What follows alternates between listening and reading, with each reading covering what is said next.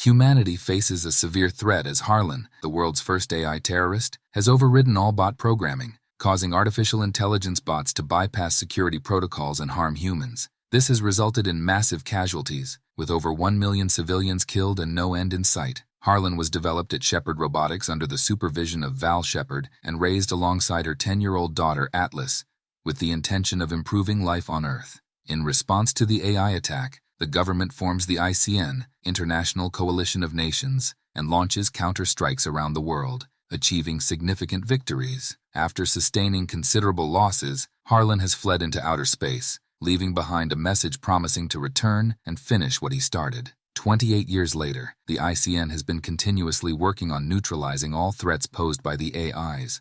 They storm into a terrorist sleeper cell and use scans to locate one of Harlan's subordinates, Casca, attempting to capture him. However, Casca fights back against the soldiers and easily defeats them. When he's surrounded, he jumps to the lower floor, where a machine awaits to deliver an electric shock and disable him. The next day in Los Angeles, Atlas, now a counterterrorism analyst, wakes up in her apartment. While making coffee and continuing the chess game with the AI they hadn't finished from last night, she listens to the news. When she learns that Casca has been captured, she quickly gets dressed to leave, but finds an ICN officer already at her door, who informs her that he's been ordered by General Booth to bring her in. Meanwhile, at the ICN base, Colonel Banks tells General Booth that involving Atlas in the operation is a terrible idea. He believes she is impulsive and unreliable. However, Booth trusts her and thinks she is their best chance to find Harlan, as only she can get Casca to talk. Atlas arrives and immediately gets to work. She places her chess piece on the table and opens the box, revealing Casca's head. Upon waking him, Casca recognizes her but refuses to cooperate in revealing Harlan's location. Atlas uses her chess piece to reset his CPU, as it is sensitive to magnets, and then attempts to analyze his code. When Atlas tells Casca she's found Harlan's location, he doesn't believe she can hack into his system and checks to see if she's telling the truth. However, Casca's actions inadvertently reveal Harlan's location. He is hiding on GR39 in the Andromeda Galaxy. It turns out Atlas tricked him into giving away the information. Enraged, Casca attacks Atlas, but she is protected by a shield and uses the chess piece to kill him. Afterward, Booth informs Atlas that their priorities have changed, and now they want to capture him alive to retrieve his CPU and backtrack his code so they can find the flaw that led to the rebellion. When Atlas learns that Colonel Banks plans to lead a team to conduct an operation on the planet GR39 to capture Harlan alive, she warns them that Harlan was designed to think one step ahead of humans and that they won't come back alive. Banks then takes Atlas to see the Archmechs to assure her that they can bring Harlan down. He explains that soldiers can ride these battle robots and use neural links on their heads to sync with the mech's AI. Atlas opposes neural links, as they were the cause of Harlan's rebellion, but Banks clarifies that her mother invented a one-way transfer. Now, they have upgraded it to a safe two-way connection that enhances the neural pathways in both the soldiers' brains and the AI. Although Atlas is not convinced, she insists on joining the mission, and Booth agrees. The team sets off on a battleship to travel to the Andromeda Galaxy. While on the trip, Atlas looks at a photo of herself with Val and Harlan. She then watches a video of Val's speeches about her belief that AI was capable of exponential learning. So Val invented the neural link to connect AI to humans, aiming to combine their abilities to help build a better world for humanity. Afterward, Banks calls Atlas to brief the crew. When she hands out paper documents, everyone mocks her. She then asks them to remove the neural links during the meetings, as no operating system is safe from being hacked. Atlas explains that the atmosphere of GR39 is toxic, advising the team never to leave their mechs without a respirator. She emphasizes not to trust AI and starts to express her frustrations. Banks interrupts and instructs the team to suit up and prepare for landing. Atlas warns Banks to stay alert for any danger from Harlan's traps, but Banks doesn't take her warnings seriously and boards his mech, ready to deploy on the planet. Suddenly, an alarm goes off, and they are ambushed by Harlan. The ship is bombed, and Banks tells his team to jump out and meet at the landing point. Atlas struggles to hold on to keep herself from being pulled into space. Banks places her in a mech and releases her to the planet.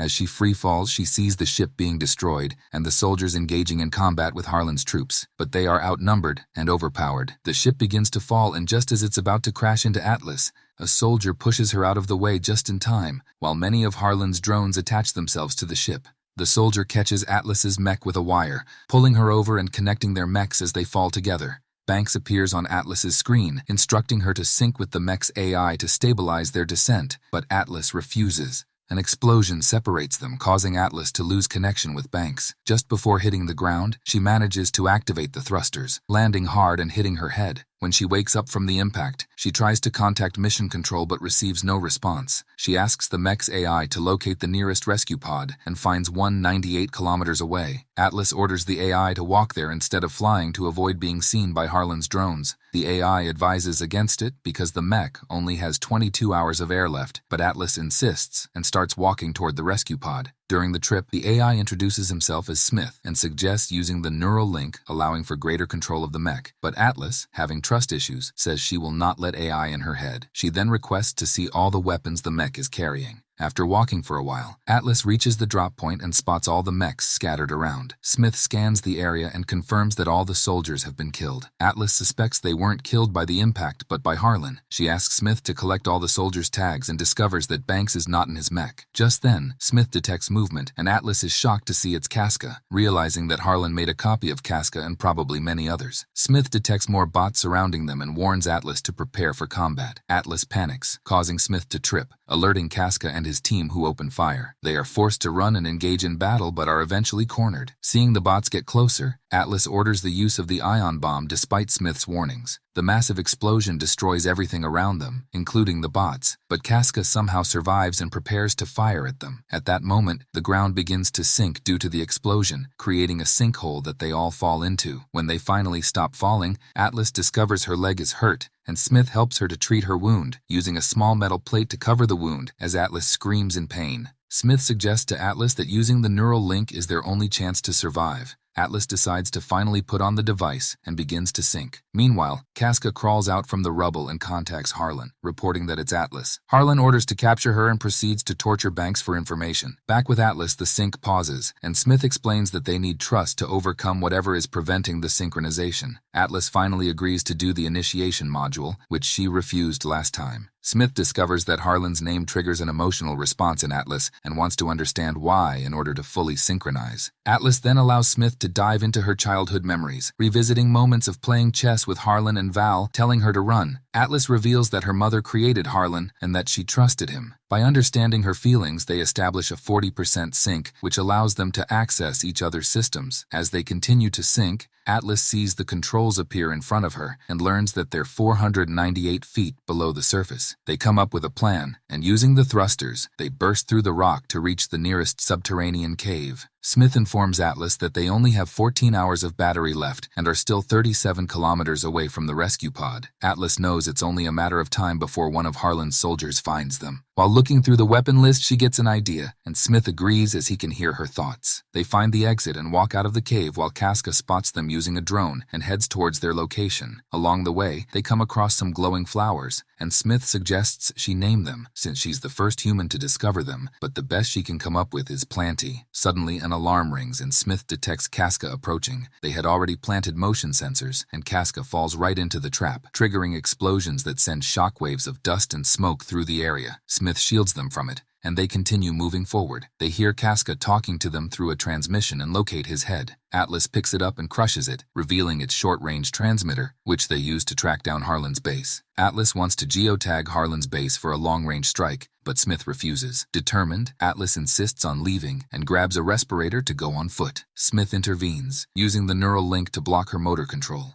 This action lets him glimpse memories of Harlan controlling Val's actions, causing Atlas to freak out and finally break free. Smith senses Atlas's pain and realizes its guilt over Harlan. Atlas argues that there's no better chance than this to stop him and eventually convinces Smith to tag Harlan's base before they head to the rescue pod. After a long journey, they finally arrive at Harlan's location and are shocked to find that he has been secretly building this massive base over all these years. As Smith places a beacon in the ground and they prepare to leave, Atlas notices that the bots have stolen their battleship and warhead. Suddenly, Smith is hacked, and Atlas realizes that Harlan had already anticipated their arrival. As the bots approach, they try to escape, but Smith is disabled, and Casca finds them. Meanwhile, at the ICN base, a soldier informs General Booth that they have received Atlas's transmission, prompting him to activate emergency protocols. At Harlan's base, Atlas and Smith are captured. Harlan appears and explains that humans continue to destroy every other species and will ultimately lead to their own extinction. since he was designed to protect humanity. He believes that wiping out half of the human population to reset their race is the only way to fix things. He reveals that while Atlas thought she was coming to capture him, it was actually his plan to lure her there. Planting Casca and allowing Atlas to examine him and find his location were all part of his bigger scheme to destroy the Earth. Now that he has the ship and the carbon warhead, he only needs the clearance codes from Atlas to deactivate the shield that protects the Earth.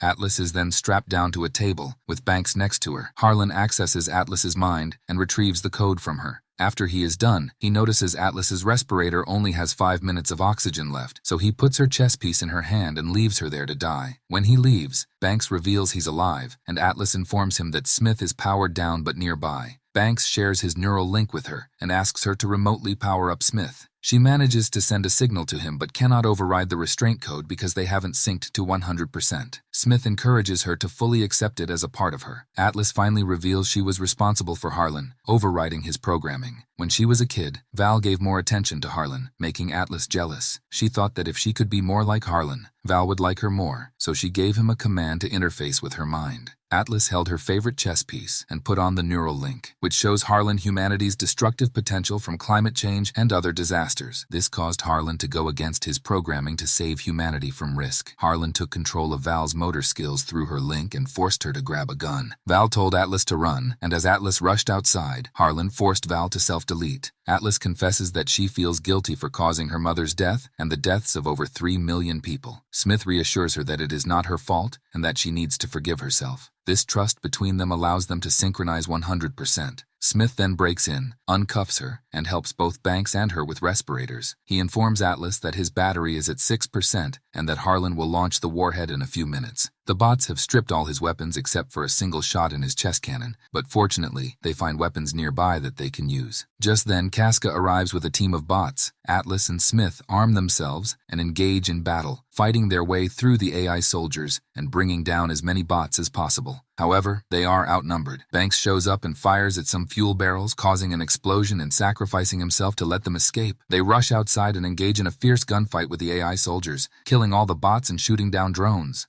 They try to reach the battleship to stop it, but Harlan shows up and opens fire on them. They manage to dodge the attack, but the ship has already launched with the warhead. Atlas wants to shoot the ship down, but Smith warns her that hitting the carbon warhead will ignite the atmosphere and kill them both. Trusting that Smith can hack and deactivate the warhead, Atlas shoots at the moving battleship anyway. The shot destroys the ship without igniting the atmosphere, proving Atlas's trust in Smith to hack the warhead in time. Ship debris starts falling, and Smith and Atlas quickly run away, but Harlan blocks their path and transforms his hand into a sword to attack them. He is extremely fast and cuts off Smith's arm, throwing it into the lava. Harlan jumps onto Smith, piercing him and injuring Atlas inside. She maneuvers the mech to get him off. Harlan then transforms his sword into a whip and launches another attack. Atlas asks Smith to model Harlan's attack patterns, predicting his fatal strike. She successfully blocks the attack, pulls Harlan towards her, and tears his arm with the sword. They stomp on him and are about to crush his head, but Harlan retrieves his arm and counterattacks, easily overpowering them. He brings Smith down, and Atlas remains unconscious. As Harlan approaches to finish off Atlas, Smith shoots his last cannon at him, but it doesn't cause any damage. Smith takes Atlas out and gives her a defibrillator, while Harlan is busy attacking him and dislodging his system. At this moment, Harlan notices Atlas is missing and sees only the chess piece on the ground. Suddenly, Atlas appears behind him and stabs his head. He tries to crawl away, but Atlas pulls out his CPU and kills him. Smith tells Atlas he will deactivate his system to transfer all the oxygen to her so she can have enough to reach the rescue pod. Atlas refuses to leave without him and eventually opens up, sharing how meeting him has made her trust in AIs and humans again and expressing her gratitude. Smith bids Atlas goodbye and shuts down. After some time, Booth's rescue team finally arrives. Back on Earth, Booth visits Atlas and tells her that Harlan's complicated CPU will take years to analyze. He then hands her the plant that she and Smith named Planty. Atlas has become a ranger now. When she gets into a new mech, she is surprised to hear Smith welcome her, realizing that he has survived and they are ready to embark on new adventures. Don't forget to like, share, and subscribe. Thanks for watching. Be sure to check out our channel for more videos.